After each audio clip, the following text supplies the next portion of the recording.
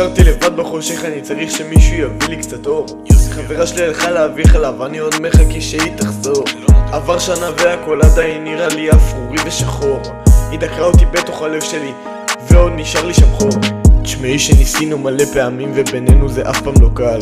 תמיד חשבת את מעליי, גם אם אני אלוף אז נהיית רמטכ"ל. לא השארת אף פעם זמן בשבילנו, אבל תמיד היה לך זמן בשבילך. וזה לא אמור לקרות אצלנו, אם זה לא אני ואת זה לא הולך. ואני לא מבין איך לא היית מרוצה במיטה שלנו, הייתה רעידת אדמה. ואני לא קולט איך התלוננת אחרי שנינו אמרנו זה בהסכמה. ואני לא מנסה להעליב אותך באמת שאת אישה הכי חכמה שאני מכיר ואת לא רואה שאת פותחת איתי מלחמה.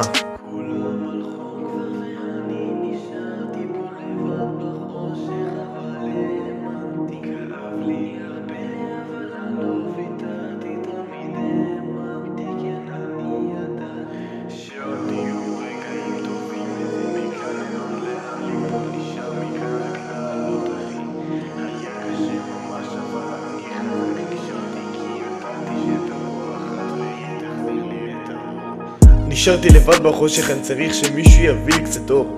חברה שלי הלכה להביא חלב, זין עליה שהיא לא תחזור. עבר כבר שנתיים ואני מרגיש שאני כבר יוצא מהבור. מרגיש שקיבלתי 3 משאלות וזה לא כי נפל מטאור. מרגיש שנגמר הכאב ועכשיו הכל כבר מתחיל להשתפר.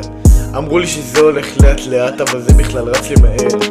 אני של עכשיו ושל לפני חודשיים זה מישהו אחר, והחבר'ה שלי פה מאחורה בגב שלי הזין עלי זהר. הייתי שבור, לא נרדמתי בלילה וזה בגלל שהיא הלכה. ועכשיו אני פתאום יותר אוהב את עצמי ויותר שונא אותה. בריבים שהיה לנו לא משנה מה קרה, את זאת שבוכה. ורציתי לבכות גם אבל הגנג שלי העלימו את החשיכה. ניסית להוציא את עצמך קורבן אבל מה שקרה בדיעבד. ומי שיגיד לי שלא משקר הסיפור שלי ושלך לא עבד. הילד הזה שקראו לו עידן רק חזר אלייך ולא למד, ואולי הוא נשאר קצת בחושך אבל מעכשיו לתמיד הוא לא יהיה לבד.